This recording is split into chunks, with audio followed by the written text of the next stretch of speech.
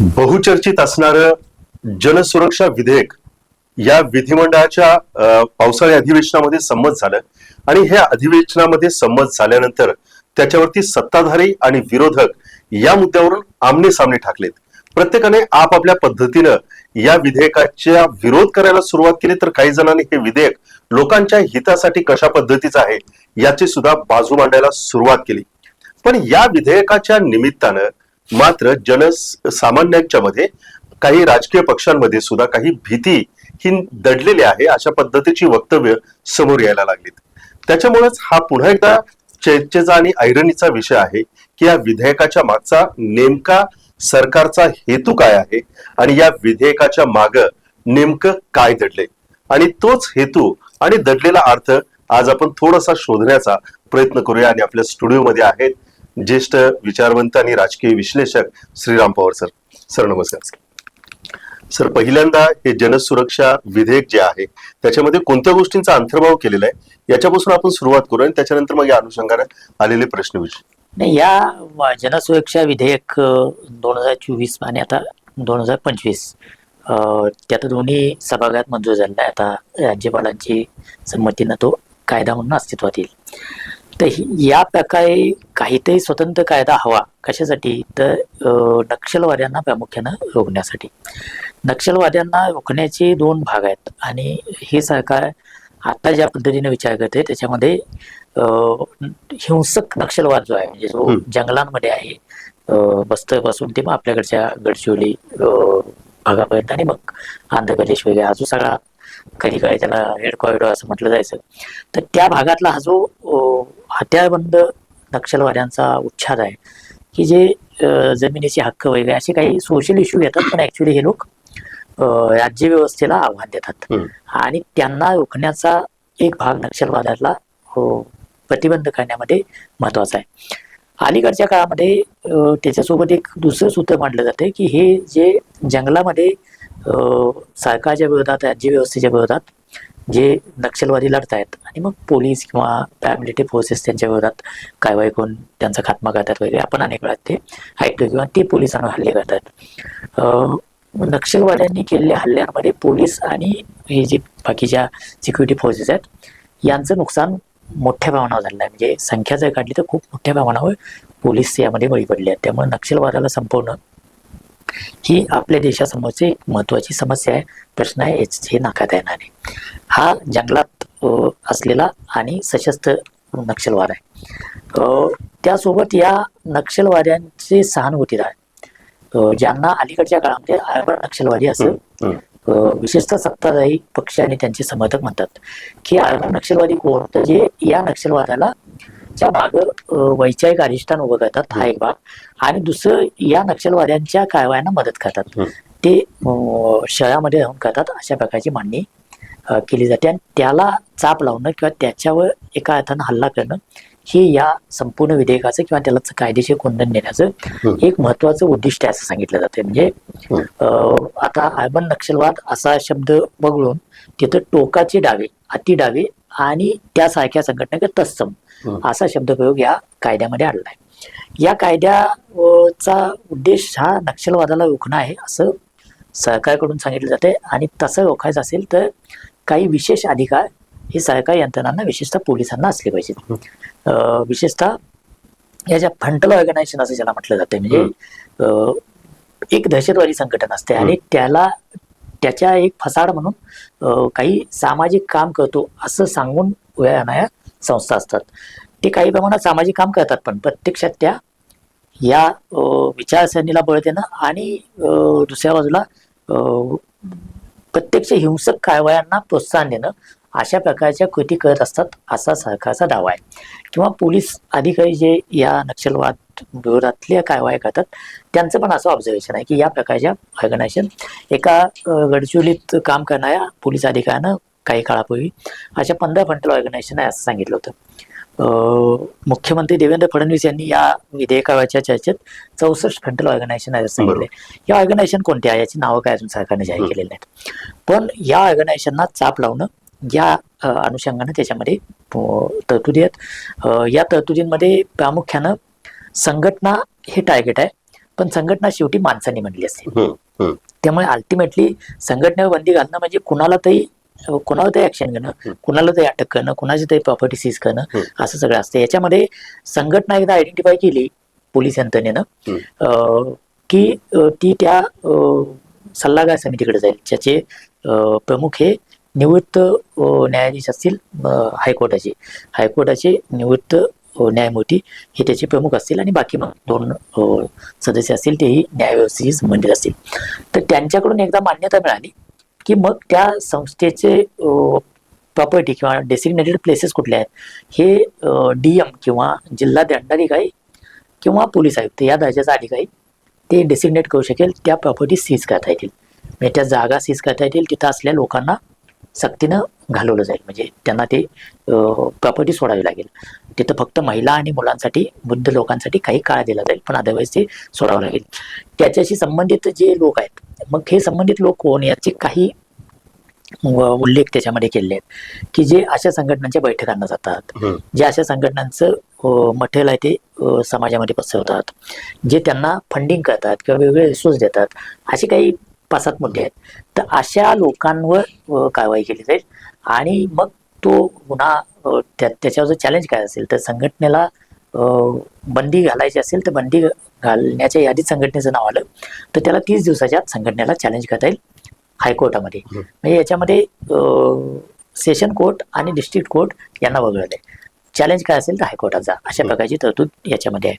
दुसरी गोष्ट, कारवाई का केली, त्याचा बेस काय, हे सांगण्याची कुठली जबाबदारी यंत्रणांवर, पोलिसांवर किंवा सरकारवर नाही आहे. त्याशिवाय यामध्ये एखाद्या पोलीस अधिकाऱ्यानं ऍक्शन घेतली आणि नंतर असं सिद्ध झालं की ती ऍक्शन पूर्णतः चुकीची होती, तर त्या अधिकाऱ्याला इम्युनेशन आहे, म्हणजे त्यानं सदहेतून केलेल्या कारवाईच्या विरोधात कुठल्याही प्रकारचा दिवाणी किंवा फौजदारी दावा करता येणार नाही किंवा त्याला चॅलेंज करता येणार नाही. एका अर्थानं पोलीस अधिकारी किंवा सगळ्याच एकूण यंत्रणेला याच्यामध्ये एक सुरक्षिततेचं कवच दिलेलं आहे.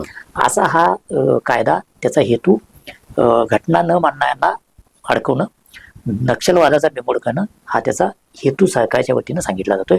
हे एक थोडं सिम्प्लिफाईड व्हर्जन म्हणता येईल. येस सर, सर्वसाधारणपणे अर्बन नक्षलवाद हा जो शब्द रूढ अर्थानं प्रचलित झाला, तो सर्वसाधारण माझ्या माहितीप्रमाणे मला असं जाणवतं की ज्यावेळेस राहुल गांधींनी भारत जोडो यात्रा सुरुवात केली आणि त्यानंतर त्या यात्रेचा ज्या पद्धतीने परिणाम व्हायला लागला, त्याच्यानंतर मग हा शब्द सातत्यानं चर्चेला यायला लागला की अर्बन नक्षलवादी लोक या भारत जोडो यात्रेमध्ये सहभागी झाले.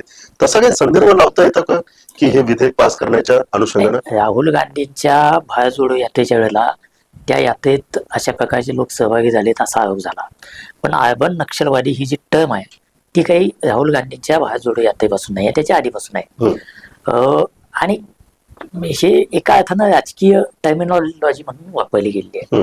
म्हणजे जसं आंदोलन जीवी नावाचं एक टर्म तयार केली गेली, अशा अनेक टर्म तयार होत असतात आणि त्या टर्म प्रतिस्पर्ध्यांना नामोहरम करण्यासाठी वापरल्या जातात. अर्बन नक्षलवादी ही त्याच प्रकारची एका अर्थानं टर्म होती. जोपर्यंत समाज माध्यमांमध्ये एखाद्या सरकार विरोधी नॅरेटिव्हला, म्हणजे सरकारच्या बाजूने नॅरेटिव्हला विरोध करणार कोणी असेल किंवा सरकारच्या धोरणांना विरोध करणार असेल किंवा ज्याला लेफ्ट लिबरल म्हणतात, डावे उदारमतवादी, असा विचारव्यूह मांडणारे जे लोक आहेत त्यांच्यावर समाज माध्यमातून अर्बन नक्षल असा शिक्का मारणं ही मागच्या 5-10 वर्षातली एक रूढ परंपरा आहे. आणि एकूण लोकशाही प्रक्रियेमध्ये अशा प्रकारचे टर्म कॉइन करणं, त्या एकमेकाविरोधात वापरणं हे काही नवं नाही आहे. या प्रकारच्या गोष्टी होत असतात. आता ह्या डिबेट सुरू झाल्यानंतर कुणीतरी असा एक शब्द तयार केलाय की अर्बन नाझी, म्हणजे जे उजवे टोका जे आहेत त्यांना अर्बन नाझी म्हणावं. हे काय म्हणता येईल की श-काटश, श-प्रतिश या प्रकारची टर्मिनॉलॉजी वापरली जाते.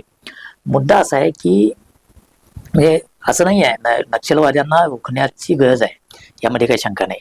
नक्षलवाद्यांचे सहानुभूतीदार काही शहरी असतात, असू शकतात, याच्यामध्ये काही शंका असायचं काय नाही, त्यांना रोखलं पाहिजे हे पण खरं आहे. पण अर्बन नक्षल या नावाखाली आतापर्यंत ज्या ज्या लोकांना टार्गेट केलं गेलं ते आणि हा कायदा असा जर संदर्भ लावायला लागला तर तो सरळ सरकारला विरोध करणाऱ्या कुणालाही ही टर्म लावा आणि अडकवा अशा टोकापर्यंत जाऊ शकतो. प्रॉब्लेम तिथं आहे. अर्बन नक्षल याची डेफिनेशन काय करायची, कारण कायदा जोपर्यंत तुम्ही समाज माध्यमात भांडत असता, प्रचार सभांमध्ये बोलत असता किंवा राजकीय विरोध करत असता, व्यासपीठांवर बोलत असता, तोपर्यंत असे लेबल लावणं हे राजकारणाचा भाग म्हणून समजून घेता येण्यासारखं आहे. जेव्हा तुम्ही कायद्यात एखादी टर्म आणता, अतिडावा म्हणजे काय, नक्षलवादी म्हणजे काय, अर्बन नक्षल म्हणजे काय, तर याच्या व्याख्या करणं हे खूप महत्वाचं असतं. आणि त्या जर काटेकोर व्याख्या नसतील तर मग कुठलाही विरोध चिरडून टाकणं, टाचेखाली त्याला दडपणं किंवा वळवंट्याखाली आणणं हे करता येण्याच्या शक्यता तयार होतात. या कायद्याविषयीचा जो सगळा वाद आहे, त्याच्याविषयीचा जो सगळा डिस्प्यूट आहे, तो या ग्रे एरियामध्ये आहे की नक्षलवादाला रोखण्याविषयी कुणाचंच दुमत असायचं कारण नाही. ज्यानं हत्यार घेतलं त्याच्या विरोधात हत्यारानंच गोळीला गोळीचं उत्तर देणं किंवा पंतप्रधान म्हणतात तसं गोळीला गोळ्यानं उत्तर देणं, जे काही काय असते का, तो सरकारी यंत्रणांचा अधिकार आहे. कारण तो व्यापक राज्य व्यवस्थेशी जोडला आहे. राज्य व्यवस्था आणि सरकार या दोन वेगळ्या गोष्टी आहेत. सरकार आज एका पक्षाचा आहे, उद्या दुसऱ्या पक्षाचा असेल, पण राज्य व्यवस्था म्हणून जे आहे, ज्याच्यामध्ये सगळे राज्याचे स्तंभ आहेत, सगळ्या यंत्रणा आहेत, त्याला उलटून टाकू असं जर कोण म्हणत असेल तर ते घटनेला मान्य नाही. आणि मग त्याच्या विरोधात ऍक्शन घेण्यासाठी वेगवेगळे कायदे तयार होतात. आता पण अनेक कायदे तयार झाले, त्याच मालिकेत हा कायदा तयार झालाय. पण याच्यामधली जे काय म्हणता येईल की अतिव्याप्त अशा स्वरूपाची जी टर्मिनॉलॉजी आहे किंवा जे की ज्याच्यामध्ये अर्थ कसा लावायचा याविषयी मतभेद असू शकतात, तिथं प्रॉब्लेम तयार होतात. आणि अर्बन नक्षलवाद हा जोपर्यंत एकमेकावर टीकेसाठी वापरला जात होता, तिथून तो जर कायद्याच्या चौकटीत आला तर मात्र त्याच्या काटेकोर व्याख्येचा आणि त्याचा नेमका अर्थ काय लावायचा आणि या चौकटीत कुणाला बसवायचं, सरकार कुणाला बसवू पाहते आणि कायद्यानं कुणाला बसवायचं, याला महत्व येते. कारण आज जर तुम्ही समाज माध्यमात बघितलं तर कुणावर हा शिक्का मारला जातो. जो सरकारला विरोध करेल, सरकारच्या नेत्यांना विरोध करेल, त्याला अर्बन नक्षल म्हणण्याची एक प्रथा पडते आणि ती काही चांगली प्रथा नाहीये. त्यामुळं त्याचा धोका विचार करणाऱ्या कोणालाही वाटला तर त्यात काही फार वावगं नाही. तर याच्यामध्ये आणखी एक गोष्ट जाणवते, ती म्हणजे चंद्रशेखर बावनकुळे म्हणाले की जवळपास आम्ही 13,000 वरती या अनुषंगाने काही हरकती मागून घेतल्या आणि त्याच्यानंतर मग आम्ही या निर्णयापर्यंत आलो आणि बेकायदेशीर कृती करणाऱ्यांवरती आम्ही कारवाई करू. पण बेकायदेशीर कृती ह्याची जी संज्ञा आहे ती मात्र व्यापक प्रमाणात दिसत नाही. मग ही बेकायदेशीर कृती म्हणजे सरकारला नेमकं काय म्हणायचं असेल? यामध्ये अनेक गोष्टींचा अंतर्भाव आहे. बेकायदा कृती म्हणत असताना जे स्पेसिफाय केलेलं आहे तेच खरं तर या कायद्याचं आक्षेपाचं मुख्य कारण आहे किंवा त्याचं मळम आहे असं म्हणता येईल. कारण एक तर अतिडावे कोण हे ठरवणं फार कठीण आहे. मग हिंसा करणारे अतिडावे, डाव्या विचारांवर आधारित हिंसा करणारे अतिडावे, तर त्याला काही आक्षेप असायचं काही कारण नाही. आता याच्यामध्ये म्हटले काय तर सरकारच्या आदेशाचा आज्ञाभंग करणारे, हिंसेला प्रोत्साहन देणारे, असं बरेच काही काही त्याच्यामध्ये सगळे टर्म्स आहेत. तर या सगळ्या टर्म किंवा एका अर्थाने सगळं कुठल्याही आंदोलनाला लागू करता येईल असं इतकं वेग आहे. सरकारच्या आज्ञेचा भाग म्हणजे कुणाला समजा नोटीस लागू केली की तुम्ही बेकायदा जमाव करू नका आणि आंदोलन असेल, आंदोलनाच्या वेळेला अशा पोलीस नोटिसा देत असतात. तर आधी पोलीस हे देतात की याची जबाबदारी तुमच्यावर आहे. आता हे एका अर्थानं पोलिसांनी दिलेली तुम्हाला सूचना आहे, त्याचा भंग करून तुम्ही आंदोलन करता. आता अशा आंदोलनांना या कायद्यात आणणार का? तर आता सरकार काय म्हणतंय की आम्ही आंदोलनांवर काही कारवाई करणार नाही, विरोधकांच्या स्वातंत्र्यावर काही करणार नाही, विरोधाला काही हरकत असणार नाही असं सरकार म्हणतंय. पण उद्या कुणी या तरतुदीचा वापर करून सरकारनं दिलेल्या सूचनेचा भंग केला, शासकीय कामकाजात अडथळा आणला, हिंसेला प्रोत्साहन दिलं किंवा त्या प्रकारची काही विधानं केली, यासाठी या कायद्याचा अवलंब करायचा ठरवला तर त्याचा प्रश्न काय तयार होईल की पहिल्यांदा त्या संघटनेला त्याची संबंधित लोकांना अटक केली जाईल आणि अटक केल्यानंतर ते का केलं याची कारणं द्यायचं बंधन नाही आहे. मग हा अजामीन पात्र गुन्हा आहे. त्यामुळं त्या माणसाला विनाकारण तुरुंगात खितपत पडू शकतो अशी एक परिस्थिती तयार होईल. त्यानं गुन्हा केला असेल आणि तो सिद्ध होण्या इतका पुरावा असेल तर गोष्ट वेगळी, पण तसा नसेल आणि केवळ आता आंदोलनं जी होतात, मी कुठलेही आंदोलन हे प्रामुख्यानं कुठल्या तरी सरकारी निर्णयाच्या विरोधात असतं की सरकारचा निर्णय मान्य नाही, शासनाचं धोरण मान्य नाही, यासाठी लोक आंदोलन करत असतात. हे जेव्हा 2018 मध्ये मला वाटतं शेतकऱ्यांचा मोर्चा नाशिकहून आला, चालत आलेले बिचारे, पायात चप्पल नाही अशी शेतकरी, त्यांच्या भेगाळलेल्या टाचा त्यावेळेला टीव्हीवर दिसल्या होत्या.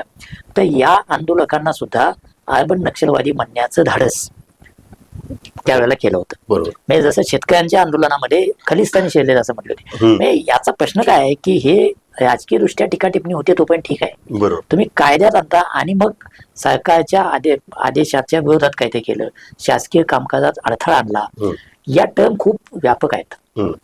आणि त्या टर्मचा जर तुम्ही आधार घेतला आणि त्याच्या आधारावर जर गुन्हे दाखल करायला लागला तर मग कुठल्याही आंदोलन करणाऱ्याला 10 वेळा विचार करावा लागेल, किंवा तोच जर हेतू असेल की यापुढे आंदोलन करताना 100 वेळा विचार करावा, तर मग एकूण जे आपल्याला घटनेमध्ये स्वातंत्र्य दिलेलं आहे, विरोधात बोलण्याचं, लिहिण्याचं, आपलं मत मांडण्याचं आणि आपल्या मतासाठी संघटन करण्याचं आणि ते संघटन करून त्यासाठी आंदोलन करण्याचं सुद्धा, ही जी सगळी स्वातंत्र्य आहेत त्याचा अवकाश संकुचित होईल का, अशा प्रकारची शंका या विधेयकाला आणि आता कायद्याला विरोध करणारे जे कोणी घटक आहेत, त्याच्यावर अभ्यास करणारे संशोधक आहेत, आंदोलक आहेत, ही सगळेजण विरोध करतायत, तर या भूमिकेतून विरोध करतायत. सर, आता आपण वेगवेगळ्या आंदोलनाचा या ठिकाणी संदर्भ दिलेत, बरोबर. आणि ज्यावेळेस या कायद्याविषयी बोललं गेलं तर त्यावेळेस त्याच्यामध्ये एक असं लिहिलेलं आहे की सामाजिक स्वास्थ्य बिघडणारे जे कोणी घटक आहेत त्यांच्यावरती आपण कारवाई करू, आणि सरकारच्या विरोधात त्यांच्या धोरणांना विरोध करण्यासाठीच ही आंदोलनं केली जातात, सरकारला जाब विचारला जातो. मग याचा ग्राउंडवरती काही परिणाम होणार का भविष्यामध्ये? जर असे मोर्चे असतील, आंदोलन असतील, एखाद्या बाबतीमध्ये एखादं मत मांडायचं असेल तर त्याचा ग्राउंडवरती काय परिणाम? हीच भीती प्रामुख्यानं या कायद्याला विरोध करणारे सगळे जे लोक आहेत ते सगळे प्रामुख्यानं हीच भीती व्यक्त करतायत. नक्षलवाद्यांचा बिमोड करण्याविषयी कुणाचंच दुमत नाही आहे. बरोबर. आणि जर तुम्हाला नक्षलवाद्यांचा बिमोड करायचा असेल तर आता म्हणजे अलीकडेपर्यंत सरकारी पक्षाचे लोक किंवा सत्ताधारी नेते असं सांगत होते की महाराष्ट्रातला नक्षलवाद हा 2 जिल्ह्यापुरता, त्यातल्या काही भागापुरता मर्यादित झालाय. आणि हे जर तुम्ही जर बघितलं तर ते वास्तव आहे. म्हणजे सरकारच्या दाव्यावर शंका घ्यायचं काही कारण नाही, कारण नक्षलवादाच्या घटना महाराष्ट्रात ते खूप कमी झाल्यात आणि चंद्रपूर, गडचिरोलीच्या भागातच त्या ज्या काही आहेत त्या एकवटलेल्या आहेत. त्यामुळे जर तो इतका मर्यादित केला असेल, केंद्रीय गृहमंत्री म्हणतात की 70-80% नक्षलवादावर आपण काय म्हणता येईल की नियंत्रण मिळवलं आहे आणि नक्षलवाद्यांचे रिट्रीट म्हणजे त्यांची माघार सुरू झाली, आम्ही त्याच्यावर 100% विजय मिळवू.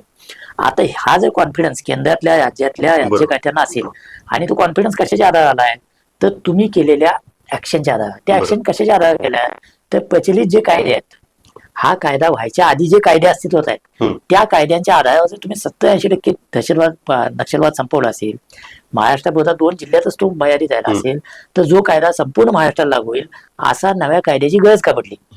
हा या कायद्याला विरोध करण्याचा एक मूलभूत प्रश्न आहे. कारण तुमच्याकडे अस्तित्वात असले कायदे आतापर्यंत नक्षलवाद्यांना संपवण्यासाठी पुरेसे ठरले आहेत. आता कदाचित काही 2-4 संघटना, असं कुठल्या तरी सत्ताधारी नेत्याचं म्हणणं मी वाचलं की 2-4 संघटना, 4 संघटना काहीतरी अशा आहेत की ज्यांच्यावर इतर राज्यांमध्ये बंदी घातली आहे, नक्षलवादी संघटना किंवा नक्षलवादाला मदत करणाऱ्या संघटना म्हणून, त्यांच्यावर अजून महाराष्ट्रात बंदी घालता आलेली नाही. आता त्या बंदी घालण्यामध्ये लूपहोल्स काय आहेत ते बघून ते लूपहोल्स दूर करणं हे शक्य होतं, पण जिथं नक्षलवादाचा काही संबंधच नाही अशा ठिकाणी पण हा कायदा लागू होईल. आणि मग जी भीती व्यक्त केली, ज्याचा प्रश्न तुम्ही विचारला की सामान्य माणसांची जे आंदोलन आहेत, शेतकऱ्यांचं आंदोलन आहे, कामगारांचं आंदोलन आहे, वीज प्रश्नावरचं आंदोलन आहे, यंत्रमागधारकांच्या प्रश्नावरचं जे आंदोलन आहे, अंगणवाडी सेविकांचं आंदोलन आहे, असे जे असंघटित, दबलेले, पिचलेले घटक जे नेहमी असतात त्यांच्या आंदोलनाचा असा वापर झाला. कारण ही आंदोलनं करणारे प्रामुख्यानं डाव्या विचारसरणीचे, डावीकडे झुकलेले लोक प्रामुख्यानं असतात. आता या डाव्यांना अति डावं ठेवायचं ठरवलं. याची व्याख्या काय करणार? ह्याच प्रॉब्लेम आहे, याची व्याख्या काय करायची? तर त्या बंदी घालायची जी संघटना आहे ती संघटना आयडेंटिफाय करणं आणि त्या संघटनेवर बंदी घातली की मग त्या संघटनेच्या ऍक्टिव्हिटीज मध्ये जे कोणी आहेत ते वेगवेगळ्या माध्यमातून तिथं जोडले गेले. आता इथं प्रश्न असा आहे की एखादा अंगणवाडी कर्मचाऱ्यांसाठी काम करणारा माणूस आहे आणि तुम्ही कुणावर बंदी घालणार माहित नाही, या बंदी घालणाऱ्या संघटनांची कधीतरी कुठल्या तरी निमित्तानं हा माणूस जोडला गेलाय का? आता कदाचित त्यालाही माहिती आहे का की संघटनेचं तत्वज्ञान असं आहे जे देशाच्या घटनेविरोधात काय ते. तर अशा न कळतपणे कुठल्या तरी लांब न कुठेतरी संबंध आलेल्या माणसाला जर चिरडायचं ठेवलं तर प्रॉब्लेम आहे. हे चिरडायचं ठेवायचं का नाही हे यंत्रणांच्या हातात आहे.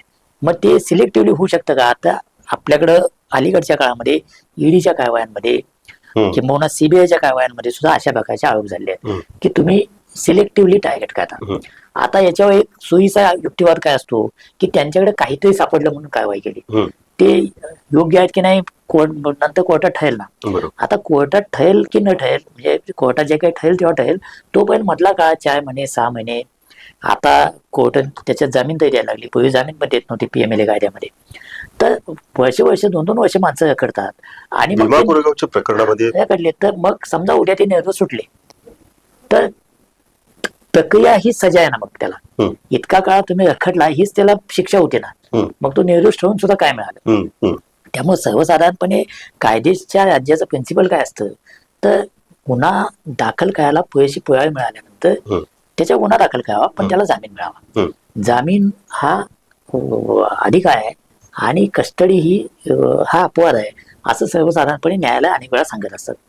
असं असताना या प्रकारच्या तरतुदीने त्या मग त्याचा अर्थ कसा लावायचा इथं प्रश्न तयार होतो. आणि तो जर अर्थ जर असा व्यापक पद्धतीने लावायला लागला तर मग तुम्ही जो प्रश्न विचारला त्याच्याशी संबंधित हा कायद्याचा परिणाम कुणावरही होऊ शकतो आणि तिथं प्रॉब्लेम तयार होऊ शकतो.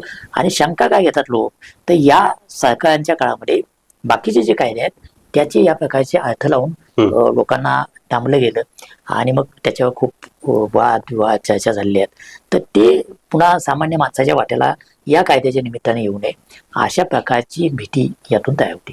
मग याच्यामधून आवाज क्षीण होत जाईल का हे प्रश्न विचारण्याचं कारण हे.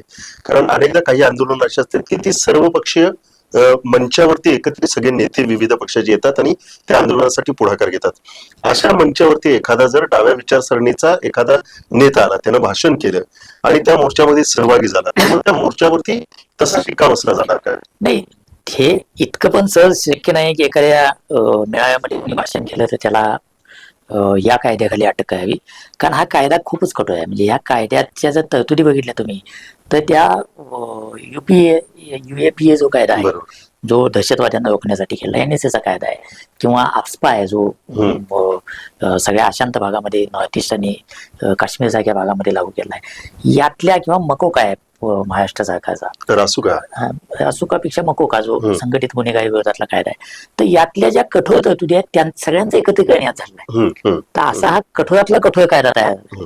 त्यामुळे तो लागू करताना खूप काळजीपूर्वक लागू करायला पाहिजे. पण असं करताना केवळ उदाहरण म्हणून जर 2-4 विरोधकांना यामध्ये अडकवलं गेलं तर त्याचा एक अतिशय चिलिंग इफेक्ट ज्याला म्हणतात तो सामान्यांपर्यंत जाऊ शकतो. की आई याला हे केलं तर तुम्हाला काय. जे ईडीच्या बाबतीत झालं की भल्या भल्या 4 लोकांना आत टाकल्यानंतर आपोआपच एक पॅनिक तयार होतो आणि मग त्या पॅनिक खाली लोक सरकारी विचार विभागाला साथ द्यायला लागतात किंवा गप्प बसायला लागतात. हे जे साथ देणं किंवा गप्प बसणं आहे हे मनापासून नसताना करायला लागणं हे लोकशाहीच्या विरोधात आहे. आणि असं होईल अशी भीती या कायद्याला विरोध करणारे अनेक लोक जे ते कुणी अगदीच फुटकळ लोक नाही आहेत, समाजात विचार करणारे लोक आहेत, वर्षानुवर्ष आंदोलन करणारे लोक आहेत आणि त्यांचे आंदोलन लोकशाही मार्गानं दबलेल्या पिचलेल्या घटकांसाठी आहेत असे लोक याविषयी शंका व्यक्त करतात. त्यामुळं या शंकेची दखल घ्यायला पाहिजे असं मला वाटतं. बरोबर. आणखी जर मग याच्यामध्ये आहे जवळपास 32 मिनिटं 18 सेकंद मुख्यमंत्री देवेंद्र फडणवीस यांनी आपली भूमिका मांडली. ते सांगितले की हे वैयक्तिक कोणाच्या विरोधात नाही, ज्या संघटना अशा पद्धतीने कार्य करतात त्यांच्या विरोधात आहे, त्याच्यामुळे या कायद्याची तुम्ही भीती बाळगू नका. त्यांनी आपल्या बाजूने स्पष्टीकरण देण्याचा प्रयत्न केला. कसं होतं त्यांच्या एकंदरीत या सगळ्या याच्यामध्ये 2-3 सुधारणा त्यांनी केल्या की व्यक्तीऐवजी संघटना असा हे केला. आपण नक्षल असं न म्हणता अतिडाव्या आणि तत्सम असे म्हटले. आणि कारवाईचा जो अधिकार आहे तो सब इन्स्पेक्टर पेक्षा कमी नाही असा जो मूळ विधेयकात उल्लेख होता तो नंतर सुधारित विधेयकामध्ये उपअधीक्षकापेक्षा कमी नाही म्हणजे DYSP पेक्षा कमी नाही अशा अधिकाऱ्यांना तो अधिकार दिलाय. त्या अर्थानं कायद्यामध्ये काही महत्वाचे बदल केले आहेत. हे देवेंद्र फडणवीसांचं म्हणणं योग्य आहे. त्यांनी अशी ग्वाही पण दिली आहे की हा विरोधकांच्या विरोधात काही याचा वापर केला जाणार नाही, सरकारच्या विरोधात टीका केली म्हणून वापर केला जाणार नाही. हे सगळे ॲश्युरन्स त्यांनी विधानसभेत सभागृहात उभारून दिलेले आहेत. मुख्यमंत्री म्हणून त्यांनी दिलेल्या याच्यावर विश्वास ठेवायला हरकत नाही. पण प्रश्न असा असतो की अशा प्रकारची ग्वाही देणं आणि तो कायद्याचा जर अर्थ लावता येत असेल म्हणजे मुख्यमंत्र्यांनी हा अर्थ लावला हा असं लावला, मुख्यमंत्र्यांची अशी इच्छा आहे की नाही हे त्यांनाच माहित किंवा अशी इच्छा नसेल त्यांच्या बोलण्यावरून जर घ्यायचं झालं तर. पण त्यानंतर सरकार पक्षाचे नेते काय म्हणतात, एक नेता असं म्हणतो की या विधेयकाला विरोध करणारे हे अतिडाव्यांचे समर्थक आहेत, कुणीतरी असं म्हणतो की जंगलातला नक्षलवाद आता विद्यापीठांमध्ये आला. यातनं तुम्हाला सांगायचं काय हम्म. तुम्ही यापूर्वीचे तुमची सगळी जी विधान आहेत ती राहुल गांधींच्या भारत जोडो यात्रेत अर्बन नक्षलवादी बघण्यापासून ते शेतकऱ्यांच्या मोर्चामध्ये अर्बन नक्षलवादी हम्म. बघण्यापर्यंत आहेत. ही तुमची या टर्मच्या अनुषंगानं वाटचाल आहे. हम्म. त्या वाटचालीच्या दृष्टिकोनातून आपल्याला या कायद्याकडे बघावं लागेल. हम्म. बरोबर. सरकारनं ग्वाही दिली हे बरोबर आहे, कारण सरकार असं अजिबातच म्हणणार नाही की आम्हाला बरोबर. विरोध करतील तर आम्ही तुरुंगात टाकू, असं कुठलं सरकार म्हणेल. त्यामुळं त्या ग्वाहीच्या आधारावरच यंत्रणा काम करेल का, हम्म. तशी तिनं करावी अशी आता आपल्याला अपेक्षा ठेवावी लागेल, कारण आता कायदा झालाय. हम्म. पण तसं नाही केलं तर काय, हम्म. तिथं प्रश्न आहे, भीती तिथं आहे. बरोबर. नाही केलं, एखाद्या अधिकाऱ्याला त्याच्या पलीकडे जायचं ठरवलं हम्म. आणि कुणाला तरी नेत्याला आंदोलकाला अडकवायचं ठरवलं, तर मग त्याचा कोर्टात निकाल लागेल तेव्हा लागेल, पण तोपर्यंत बरोबर. त्याला जे त्या प्रक्रियेतून अत्यंत जाचक प्रक्रियेतून जावं लागेल, त्याचं काय करायचं. हम्म. म्हणजे आपल्याकडं कुठलं तरी साहित्य सापडलं डाव्या विचारांचं म्हणून कारवाई केल्याची पण उदाहरण नाही पूर्वीच्या काळामध्ये. मुद्दा काय आहे की एक तर डावे आणि उजवे हा जो विचार व्ह्यू आहे हा जगामध्ये सगळीकडे आहे. हम्म. एक कधीतरी त्या रोमन सम्राटांच्या काळात उजवीकडे बसणारे हे राज्याची सुसंगत भूमिका घेणार आहे आणि डावीकडे बसणं आहे विरोध करणं आहे, प्रश्न विचारणं आहे, अशा प्रकारची एक विभागणी झाली. आणि मग त्याच्यानंतर डावे आणि उजवे या संज्ञा रूढ झाल्या. डावे म्हणजे काय, थोडस कामगार वगैरे यांच्या बाजूने बोलणं आहे, राज्याच्या विरोधात बोलणं आहे प्रामुख्यानं, आणि उजवे म्हणजे राज्याचे समर्थक आणि अलीकडच्या काळामध्ये कॉन्झर्वेटिव्ह, जे रूढीवादी आहेत, परंपरावादी आहेत ते उजवे, आणि जे प्रागतिक आहेत, रूढी परंपरा तोडण्याच्या बाजूचे आहेत ते डावे. अशा प्रकारची पण विभागणी अलीकडच्या काळामध्ये झालेली आहे. त्यामुळं अति डाव्यांच्या हिंसा करणारे डावे आणि माओवादी हिंसक, आता माओवाद हा जो नुसता मुद्दा घेतला आपण, तर माओचं समर्थन, माओवादाचं समर्थन करणारे विचार म्हणून खूप लोक होऊन गेले ना. अगदी जयप्रकाश नारायणांनी सुद्धा म्हटलं होतं, केलं होतं. त्यामुळं विचार म्हणून समर्थन करणं, आपल्याकडं सर्वोच्च न्यायालयाने अनेकदा निकाल दिलेले आहेत की एखाद्या माणसानं हिंसक म्हणता येतील अशा प्रकारचे विचार व्यक्त करणं आणि प्रत्यक्ष हिंसा करणं या दोन्हीमध्ये फरक आहे. बरोबर. त्या हिंसेचा आणि त्यानं व्यक्त केलेल्या विचारांचा थेट संबंध जोडता येत नाही, तोपर्यंत त्याला आरोपी करता येणार नाही, त्याला गुन्हेगार ठरवता येणार नाही. अशा प्रकारची भूमिका यापूर्वी न्यायालयाने पण घेतली आहे. हे इतकं काय म्हणता येईल की उदार अशी आपल्या घटनेची भूमिका आहे, कारण अभिव्यक्ती स्वातंत्र्याला महत्व देणं हे आपल्याकडं अपेक्षित आहे. आता कोणी जर इन्स्टिगेट करत असेल, हिंसा इन्स्टिगेट करत असेल, हिंसाच्या कळायला लावत असेल आणि तो करण्यामध्ये त्याच्या भाषणांचा आणि त्याचा जर सहभाग असं दिसलं तर कारवाई करायला सरकार मोकळा आहे. ते याच्या आधीच्या कायद्यांमधून पण होतं. याच्यामध्ये दोन मुख्य आक्षेप जे आहेत की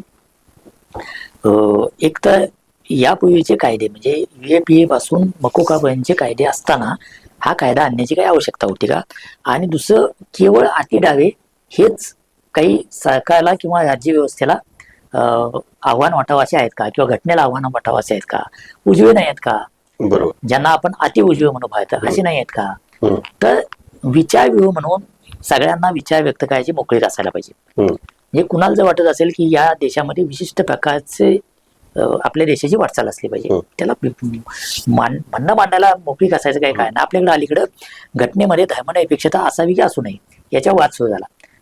कुणाला वाटत असेल की धर्मनिरपेक्षता असं घटनेच्या सारनाम्यात असू नये, तर ते मांडायचा त्याला अधिकार असला पाहिजे.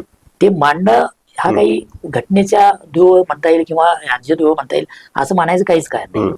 पण त्याच्यासाठी जर कोणी हिंसा करत असेल तर त्याला रोखलं पाहिजे.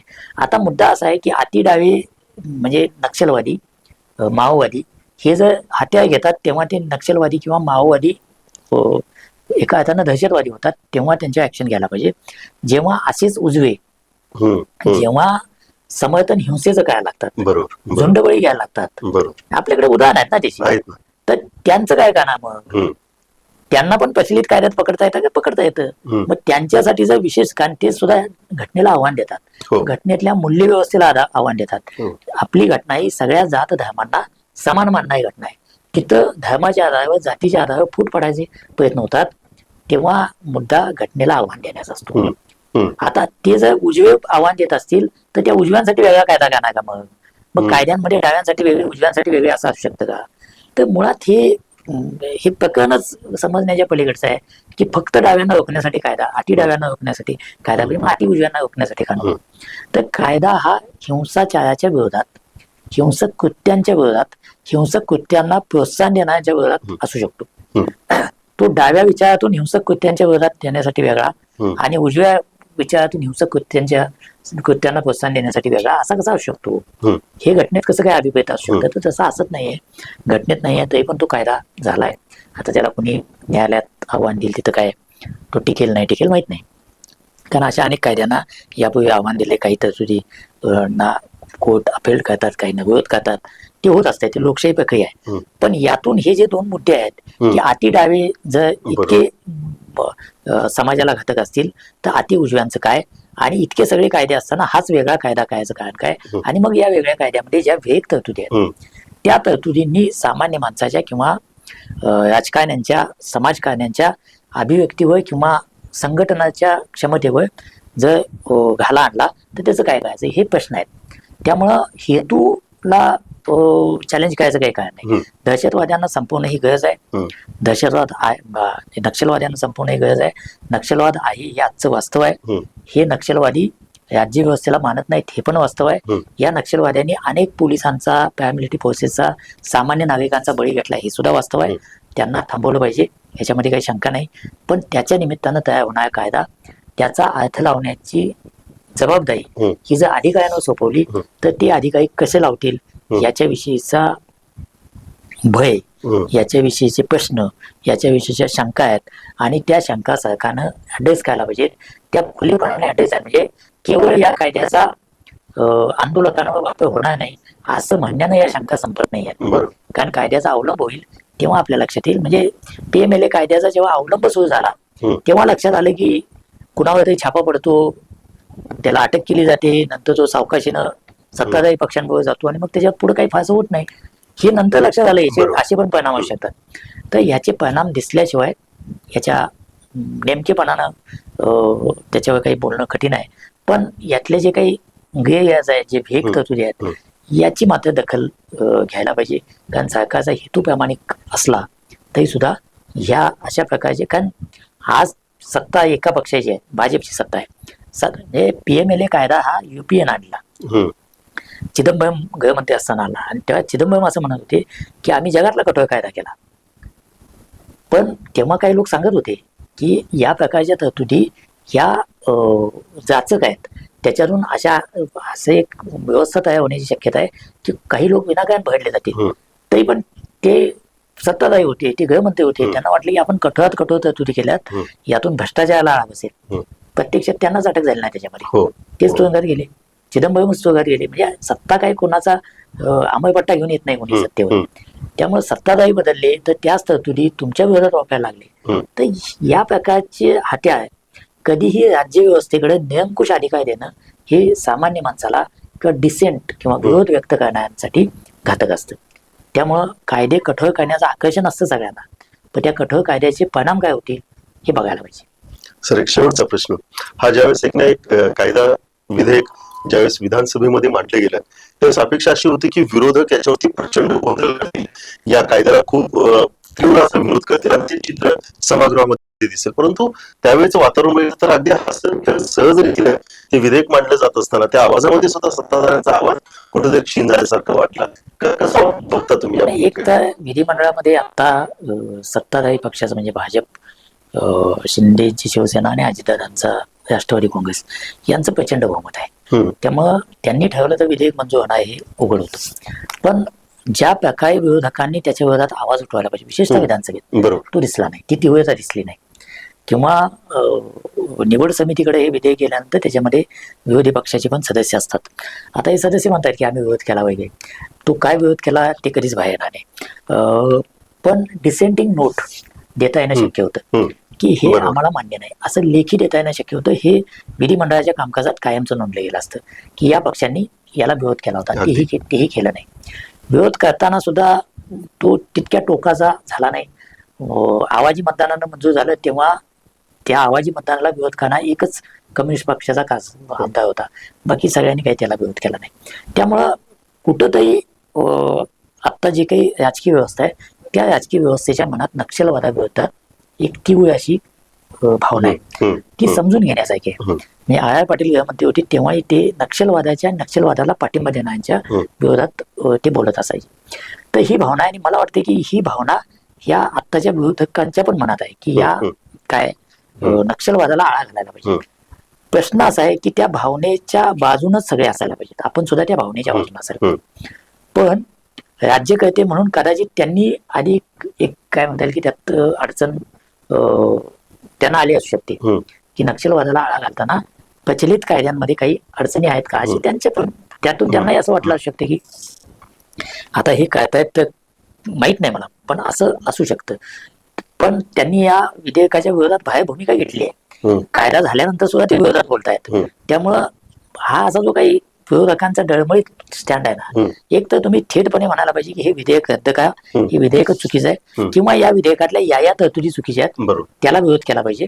किंवा जर तुम्हाला खरंच वाटत असेल की हे हा या प्रकारचा कायदा व्हायलाच पाहिजे, जाहीरपणे म्हणा ना. एखादी गोष्ट सरकारची तुम्हाला चांगली वाटत असेल तर त्याच्या बाजूने उभा राहण्यात गैर काय आहे, जाहीरपणे म्हणा. तुम्ही अशी डळमळीत भूमिका काय घेता?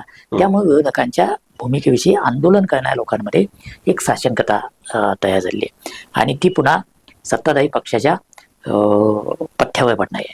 त्यामुळं पुन्हा तेच मी सांगतो की नक्षलवादाला विरोध हा व्हायला पाहिजे, पण या कायद्यातल्या ज्या एक तरतुदी आहेत त्याच्यावर पुन्हा एकदा विचार सरकारनं पण करायला पाहिजे. आणि कदाचित हा मुद्दा न्यायालयात गेला तर न्यायालयात त्या प्रत्येक गोष्टीची चिकित्सा केली जाईलच. कारण कुठल्याही कायद्यामध्ये कायद्याच्या शीर्षकापासून त्यातल्या प्रत्येक तरतुदीचा नेमका अर्थ काय हे ठरवावं लागतो आणि तिथं काही अशी साशंकता वाटावी अशा गोष्टी दिसत आहेत. त्यामुळं त्याची चिकित्सा व्हायला पाहिजे. तर एकंदरीत सरांनी अगदी स्पष्ट रीतीने बेधडकपणे आपले मुद्दे मांडलेत आणि त्यामध्ये सांगत असताना म्हटलेत की हेतू चांगला आहे, हेतू योग्य आहे, परंतु तो राबवत असताना जो ग्रे एरिया आहे जिथं संदिग्ध आहे तिथं स्पष्टता यायला आहे. प्रत्येक सरकारला वाटतं की आपण जबरदस्त कायदे केलेत, परंतु हे कायदे ज्यांच्यासाठी आपण राबवले जात आहोत त्यांनी त्या कायद्याचं स्वागत केलं पाहिजे. त्यांच्या मनामध्ये जर भय, त्यांच्या मनामध्ये जर शंका येत असेल तर मग सत्ताधाऱ्यांनी पुढे एक पाऊल टाकून त्याच्यासाठी संवाद साधला पाहिजे आणि त्याची स्पष्टता आणली पाहिजे. आणि एका कायद्याचा उल्लेख करत सर म्हणालेत की तो कायदा ज्यावेळेस अस्तित्वात आला त्यावेळेस जगातला सगळ्यात कठोर कायदा आम्ही केला असं सरकारकडून सांगितलं गेलं, परंतु ज्यावेळेस तो प्रत्यक्षात अंमलात यायला सुरुवात झाली त्यावेळेस त्याचे परिणाम हे जनसामान्यावरती काय झाले हे दिसून आलं. त्याच्यामुळे याही कायद्याच्या बाबतीमध्ये कुठलंही पुढचं पाऊल टाकण्याच्या अगोदर संवादाची गरज आहे आणि त्याची जो ग्रे एरिया आहे तिथं स्पष्टता नाही, ती स्पष्टता पुन्हा एकदा लोकांच्या समोर आणली पाहिजे. हाच एक प्रामाणिक हेतू या कायद्याच्या मागे असायला हवा एवढीच अपेक्षा या निमित्तानं व्यक्त केली. पुन्हा एकदा या ठिकाणी श्रीराम सर आपण आलात, थेट रीतीने सगळ्या गोष्टींच्या विषयी आपण बोललात. तुम्ही कुठेही जाऊ नका, पाहत राहा टीव्ही नेक्स्ट मराठी. लवकरच भेटू एका नवीन विषयाला घेऊन.